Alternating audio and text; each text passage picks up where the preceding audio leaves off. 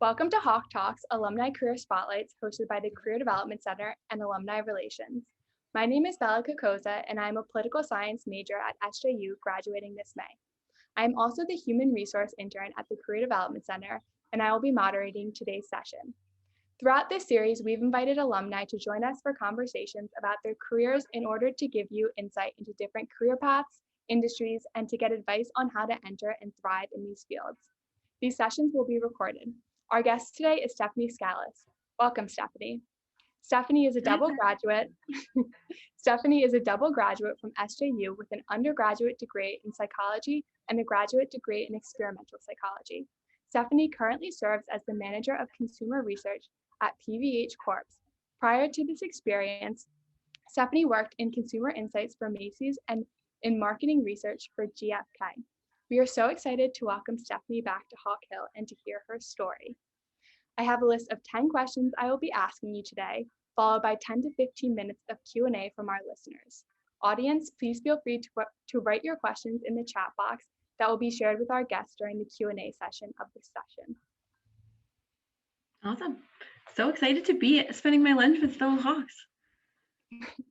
Alrighty, let's get started. We're going to begin with a series of career-focused questions. The first being, could you please describe within your current role the core responsibilities and what a typical workday or work week looks like for you? Definitely. So before I jump into my responsibilities, I'll just sort of give you guys an overview of what PVH Corp is and then the department that I work in. So PVH is actually stands for Philip Van Heusen Corporation, and no one really knows what that is because it's the parent company to a bunch of different fashion brands like Calvin Klein and Tommy Hilfiger, Warner's, True & Co, Izod. There's a ton that kind of fall under our umbrella. And within PVH, I work in the consumer marketplace and insights department. And there's three main teams. So I manage one of those teams, which is primary research.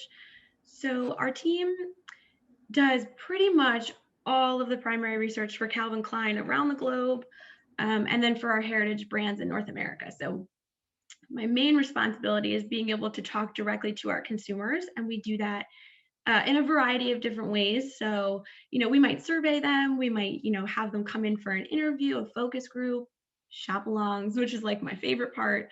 And then I'm also responsible for, managing and developing 3 analysts. So none of this work gets done without a team.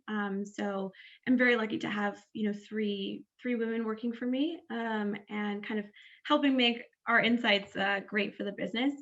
And so when you guys think about primary research, it is pretty much just like any research process. And my responsibility is really at the front of the process and at the back of it. So when a need from the business comes in, it's really my job to figure out, what are their core questions, and then take those back and design the methodology. So figure out, how are we going to do this project? Is it a survey? Is it a focus group? Actually write the questionnaires or the discussion guides. And then in partnership with my team, we kind of manage that whole, operations process. So programming our survey, checking it, doing all the data processing. And then at the back end, that's really where my responsibility picks up in full force again, where I'm really looking at, how do I translate what we find in the data into a cohesive story to share back with the business? So a little all over the place. And that's kind of how every day is. So no day is ever the same. I think there's like mornings when I'm on the phone with designers, and then at the end of the day, you're on the phone with, marketing teams or media teams, where you're presenting, or parts of my day go to like writing and reporting. So it's very novel every single day. Yeah, sounds like it. Thank you for sharing. Our next question is, when did you know that this was the career path that you wanted to pursue, and what led you to that decision? Yeah, I did not know this was going to be my career path until I was actually in my first job. So when I was there, I actually just loved the project work that I was doing. So that's when I was at GFK, and I was kind of entry-level market research associate, doing a lot of those like link checks, but I thought the projects were so fun. And that's actually what led to my decision. I was like, I got to do this forever, because I was working across a variety of different clients. One day I'd be doing like a project for McDonald's, and the next day I'd be doing one for like Samsung or Whole Foods or whatever it was. And the whole time we were trying to understand shopper behavior, and how people are making decisions as they decide what to buy. So very cool. And I was like, I must continue on down this road. Yeah, sounds super interesting. I guess our next question is, what is the typical career path for an entry-level associate within your organization? Yeah. So on the brand side, entry level is not necessarily entry level. Usually, if you come in as an analyst, you're coming in with at least 2 years of market research experience. And that's because titles are a little bit deceiving. So as an analyst, you might think that sounds entry level, but it's actually not, because you're more or less a project manager. You're sitting on that project line the whole time and managing it. So you have to come in with that experience. And as the girls on my team would tell you, like we have a type we tend to go after, and hire people who start at a market research vendor, and get the market research grit underneath their belt before they come in on the brand side. And as you level up to a senior analyst, you're doing more of that upfront and back end of the project where I normally sit. So you start to not just do the operations, but now you're starting to design the project. You're starting to design the PowerPoints and the insights. So yeah. Sounds good. Thank you. Our next question is, what do you enjoy most about your profession, and what is something that you wish you could change? Oh, what do I enjoy most? Hard one. I think, yeah, there's actually a lot of cool things about the job, but I think what I enjoy most is actually seeing our insights get translated into business action. It's cool to do the research, but then once you get to that presentation phase and you're sitting in a meeting with your strategy team, or you're sitting in a meeting with designers and you're showcasing how consumers feel about their products or how they shop for a certain category, you start to see the light bulb go off, and you start to hear the conversation of like, okay, well, these are the 10 shirts that they love the graphics on. So, do we put them on a short sleeve? Do we put them on a long sleeve? Where do we market them in store so that they're visible? And then you start to watch it become something real. And I think that's actually very cool. One of our, just as an example, we do concept testing. And so Van Heusen launched this like no spill shirt. So like you can go ahead and spill coffee on your shirt, and then like it's not going to be a stain. Great. And we did like all the marketing testing behind that, and watching that go to market with our the name that the consumers picked and the tagline that they picked was really cool. Yeah, that sounds awesome. I don't know if there's anything I would change. I don't think there is. Yeah, that sounds like a tough one. I don't know how I would answer that. We can move on to the next question. What has surprised you the most about your career? I think that I actually find it fun. I didn't, it sounds ridiculous. I didn't actually expect to find it to be as enjoyable as it was. I think, every project that comes in, I'm actually like very excited to work on it. It's a new challenge every time. And it actually incorporates like a lot of things that I enjoy, which is shopping, for better or worse. So I think that would probably be it. Cool. Thank you so much, Stephanie. Now we're going to shift gears to focus on action students need to take. I'd also like to take a second to remind our listeners to post any questions you have in the chat, and they'll be shared during our Q&A. All right, so I'm going to ask you about internships in a moment. But for now, what are 2 to 3 experiences you would suggest students engage in while still in college to help them prepare for entering into this field? So I think one of the main ones is getting experience in survey research. So that's the most basic, form of market research. It's also the most common. And, you can do this. So actually, let me back up. When I started at St. Joe's, the first day I was on campus, I met with my advisor, and then I was like, hey, can I volunteer in labs in the psych department? And they're always looking for people to help. So, I think that's a really good place where you start to learn the basics of research. And I have to say that I learned just as much outside of the classroom in those lab meetings as I did, in the classroom. So, being able to kind of figure out, how do I compose a very short survey? How do I write my questions? How do I program them? Market research is becoming increasingly do it yourself. So having those skills are really important. And I think as a second one, it's really being comfortable communicating data. It's something that I personally struggle with sometimes. I'm a researcher in a fashion brand, so I often have to remind myself, like, market research is not second nature to a lot of the people that I talk to. So how can I clearly and concisely communicate data? It's great to be able to do market research, but again, if you can verbalize and share back those insights, that is going to really set you apart, because it's really the most important part. So just being comfortable with data and sharing it. Great, thank you. Kind of going back and piggybacking off of your first point, my next question is, how did your SJU education impact your work and or the career decisions you've made to date?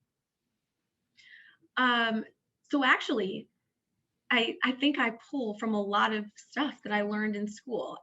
This is, maybe this is the part that surprises me. I often go back to a lot of my research methods class materials. Dr. Shi had us get this like giant book of research methods, like statistics. I think she taught that class. I still have that book at my desk in the city, because it's critical. I think a lot of the things that you learn in the psych department set you up really well for market research.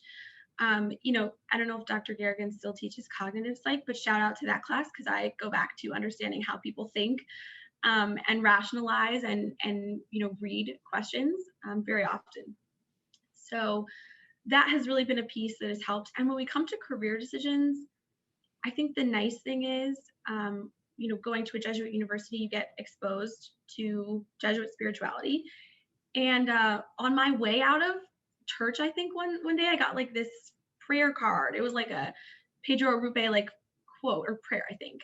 And that thing has traveled to every desk that I've ever sat at and worked at. And the prayer is actually really about falling in love with with something. And that decides what you do, what gets you up in the week, on the weekends, who you're associated with. I hope you guys know this. It might not be for everybody, but check it out, because it's a good prayer. And every time I make a different career decision, I go back to that and I really ask myself, what are you passionate about? What do you love? And that has really helped me go ahead and make different moves to different companies or participate in different projects or different opportunities. And if you look at like the through line of my whole career, it has really stayed the same. It's really been research and understanding behavior. So oddly enough, that has really helped me make career decisions. Yeah, it sounds like it. And I know exactly which prayer you're talking about. So I'm sure other students listening also know. And that your point about saving notes, that is also a very good tip for students. I know that I should probably keep them around to reference. Yeah, So don't throw the now, books back, guys. yeah, exactly. So now moving on to a little bit of internship discussion. What type of internship should students try to secure to prepare for a role like yours?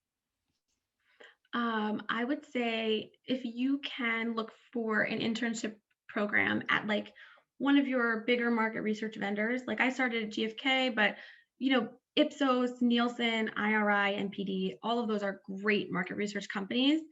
And you really want to look for, even your first job out of college too. You want to look for an internship or a job there, because what you get from that internship is pretty much seeing all the different types of market research. Whether you're doing brand health or you're doing, concept and product innovation, or you're doing consumer shopping behavior, you're getting exposure to all of those. And then you're also getting exposure to a variety of different industries. And that's the beauty of the vendor side. So I would say it will set you up really well to decide, what you do like, what you don't like, before you actually, fully commit. Yeah, sounds good. So as we come to a close of the first part of our session, I have two final questions for you. The first being, what is something that you wish someone would have told you when you were in school? And what is a piece of advice you would give to students interested in a similar career path? Okay. What I wish people would have told me was explore outside of your major. I think when I was at St. Joe's, I had like a little bit of tunnel vision. I was like, I'm a psych major. I know that I can be a psychiatrist, be a psychologist, be a social worker, go get my PhD and do research. But actually, I would say instead of writing down your major and saying, I am an X major, write down your skill set, because it's actually your skill set that's going to go ahead and prepare you for different jobs. So take a look at what you get as, an English major or a business student. What are your key competencies? And then look at jobs that need those skills, because it's a wide range. It's a wider range than I thought. So I think doing that and then exploring and talking to alumni, because a lot of us have, great jobs. They're always willing to talk. And that's how I learned about market research. Great.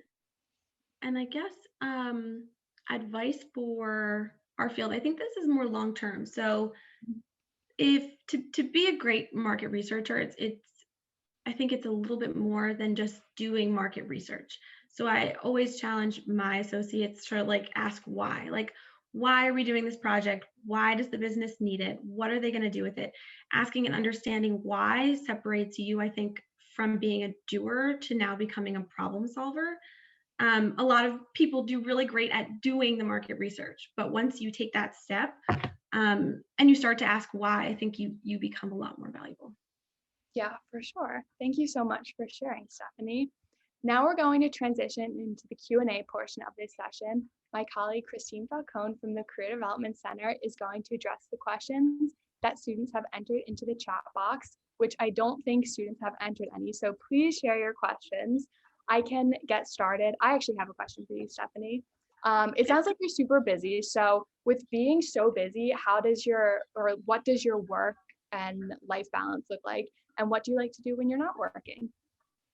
Yes. So I actually try to take breaks during the day because it's so easy now that we're all home to just like sit here from 8 to 8. And so whenever we have like a team meeting, we actually like take those and walk and we just talk on the phone instead of like being in front of the laptop, which is nice. And then also just remembering to like actually shut down. So like I used to commute into New York, so I still try to keep that same thing. Like I knew I commuted from 7 to 8, so not logging on before 8 has been like a really big thing. And knowing that I would leave my office at 6:30, I just shut my laptop down. And when I'm not working, I actually love running. I coach a bunch of like third, fourth, and fifth grade girls. It's a program called like Girls on the Run, and they're I so did Girls adorable. on the Run. That's so funny. Yes, Yeah, when I was in like it's a third great or fourth grade. Oh, did you really? That's awesome. Yeah, It's such a good program. it is. It is. So they like take up they're my free time, I guess. Oh, that's awesome. That's such an amazing program. And so like empowering for young girls as well. I knew that they still had it, but I didn't know. I haven't thought about it in a while. So that's so fun to hear. Yeah, yeah. I know that students haven't thrown in any questions yet, but I have some questions too. And then students, feel free to just throw those questions in the chat. Okay, so you mentioned a shop along.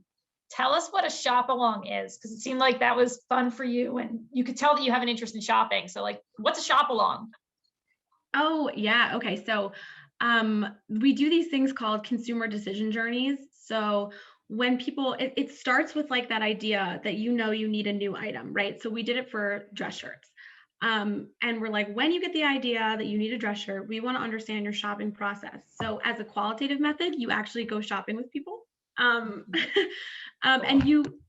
you're kind of allowing them to shop in their normal way. Of course, it's going to be a little weird because I'm following them, right? But like, you kind of understand, okay, well, when you first come into the store, how do you navigate to a section? When you're in that section of dress shirts, what are you looking for? And those actually tip us off to understand like, okay, where do we have to place our brand sign? Do we have to fight for more space on the floor? Should we be having, more information right at the place where it's eye level for people? All of those pieces kind of tell us how to go forward with our marketing. Super cool. It sounds like a lot of fun and a way to mix your day up, huh? All right, I have a question from Rebecca here who says, do you see graduates with marketing majors, business majors, or other areas of study besides psychology in the market consumer research industry? And if so, what are some essential skills or qualifications important to be successful? Yeah. Oh, in market research, I've seen poli-sci majors. There's government research. So I've seen poli-sci, I've seen English, I've seen philosophy majors.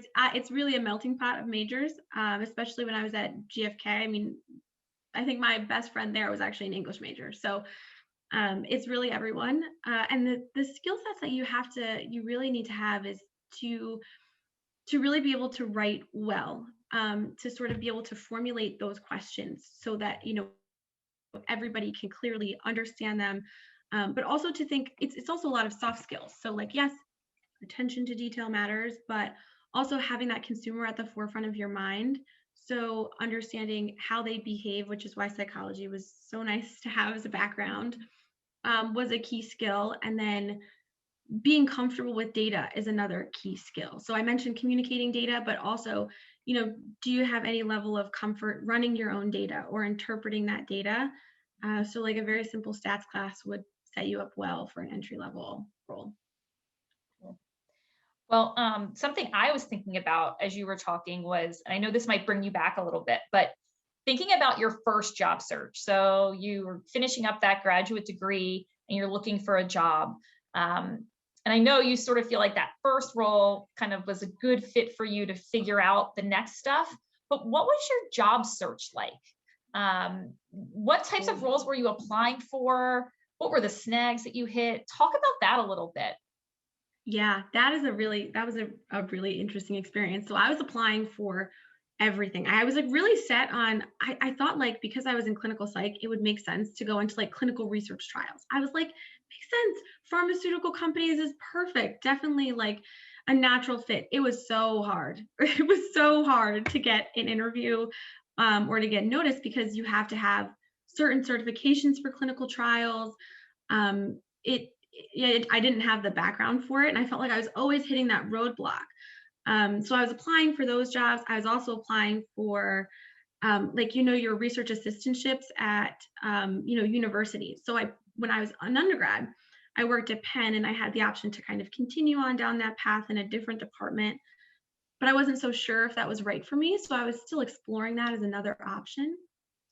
Wasn't really a fit though. And then I was also looking at human resource jobs because I had heard they also do some degree of research and it's a typical fit for psych majors, but that also it didn't feel right, I guess. But it was tough. I was looking everywhere. And actually what helped me was talking to a bunch of people who graduated from the psych grad program and just listening to what they do. And really asking them the tough questions, like, what don't you like about your job? Like what is the one thing that, you wish you did differently? Like those questions actually really helped me kind of figure out what was right. And how did you go about finding those psych grads? What was that process like for you, Stephanie? Oh, I reached out to them on LinkedIn. I did the LinkedIn search of people who graduated and I was like, oh gosh, please, can you spare like 20 minutes to talk to me? Which is why if anybody ever reaches out to me, I'm always like, yes, I have 20 minutes because it was actually so helpful to me that I'm like, whatever time you need. And a lot of people were so nice about it, even though they didn't know who I was. They're just like, sure, we'll talk to you. That's so nice to hear because I know often when I'm working with students, there's a little bit of tentativeness to do that outreach. And I always say, when you're in the position for people to reach out to you, that's how you pay it forward, right? That's how you thank these people that sort of don't know you, but they're offering their support and advice. So it's fun to see that kind of playing out with you, Stephanie. I also wanted to say that I loved hearing you say to write down your skill set and not your major, right? We don't majors sometimes put people in boxes. And so it's nice to hear what that process was like for you and how that how people can kind of expand what they're looking for. I have one more question that I wrote down, which is sort of a specific question, but when you said it, I kind of wrote it down. I was like, what does that mean? You said market research is becoming increasingly do it yourself. Yeah. What does that mean? Tell us what that means. Yeah. So before, when I first started in my career, I've noticed like a very big shift. And so research vendors were in incredible demand because brands like PVH, like, Whole Foods, whoever it might be, they were outsourcing that market research to the vendor. And the shift that I've seen in the industry is that those insight professionals have actually gone in-house at the brand. And so a lot of research is becoming, can you do this yourself? Can you do the full project line, all in-house? That way you're only actually paying for samples. So you do a lot more research for a lot less money. And that means that when you transition to the client side, you've got to have those skills, right? You've got to be able to write your questionnaire. You've got to be able to field it, program it, check your data. You got to have all that because you're doing it all yourself, which I learned when I transitioned over. Got it. Got it. Well, that's helpful, right? As we're thinking about seeing industry trends and thinking about where is there going to be a need and what skills to set you apart from other people. Okay, I actually thought of one more question. Yeah. You mentioned that you in where you work, you guys have a type that you hire, right? And you said many times it comes from market research vendors because they tend to have come with a particular skill set. How does someone effectively in an interview sort of let you know that they're your type, right? What's a way that someone can pitch themselves, and how do you get that feel in an interview process? Yeah, that's a great question. Because I've now for the first time, I've actually hired 3 people. I've actually never hired before this job. And so what I would actually say is showcasing your work. So we always give you an assessment. But I also appreciate when the interviewee like sends along their work. So that's why I'm saying if you can get that experience before you leave college to do a small research project, whether it's part of the psych lab, part of the business school, attach that. No matter how small it is or how insignificant you think it might be, it actually speaks to all of us, because then we see your work, and put it on your LinkedIn page. Because I also, when I was looking for candidates, I also searched LinkedIn for the right people and sent them to HR to then send them back to me, which was like a weird process, but that's what happens. So having that skill having that project under your belt is really important. And then in the interview, being able to talk to me about it, and say like, well, here was the business question, or here was the objective that I was doing, that I was like researching. Here's how I designed it, and here's what I found. Just tell me one key finding. That tells me you can speak to data and find your most important finding. And then showing me that you did that upfront part talks to me about the operations. Awesome. Thank you. That was really helpful. Before I end quick Q&A time, I just want to make sure there's no other questions from students coming through. Just going to one last chance, guys, to throw anything in there. And of course, you can always, it seems like, connect with Stephanie on LinkedIn to follow up. So looks like nothing else is coming in, so that's going to close our Q&A. I'm going to pitch it back to Bella to just close out for us. Yeah, before I do our little sign off, I actually have another question that's COVID related. How has COVID impacted the industry? And like, obviously so many industries have been negatively impacted. Has there been any silver linings within the fashion industry? I know that I have been online shopping a ton more, so maybe there's something positive that has transpired as a result. Yeah, there's been like 2 nice trends that I've seen. So people care a lot more about sustainability now, which was something that PVH was just starting to get into prior to COVID, and it's been an accelerated trend. So now we've actually built task force around how do we build a sustainable brand, not just the products that you get from us, but also internally. How do we look at our production process? And determine these are the right materials to use. This is the fair and ethical treatment of everybody in the workforce. Having that very close eye on becoming a more sustainable brand has been a really nice. I really appreciate it. It makes me feel like I work for a good company that I can stand behind, because I think it's so important to be sustainable in all that you do. So this trend that it's been accelerated because of COVID has been wonderful. And then one other trend that we've seen, I don't know if it's positive or negative, but it was happening before COVID, which was like our workforce was increasingly becoming more casual. That has obviously accelerated. And it's actually something we're starting to do research in to understand, well, what does the workwear of the future look like? If you know our brands, we specialize in formal wear. For certain ones, obviously Calvin is more streetwear.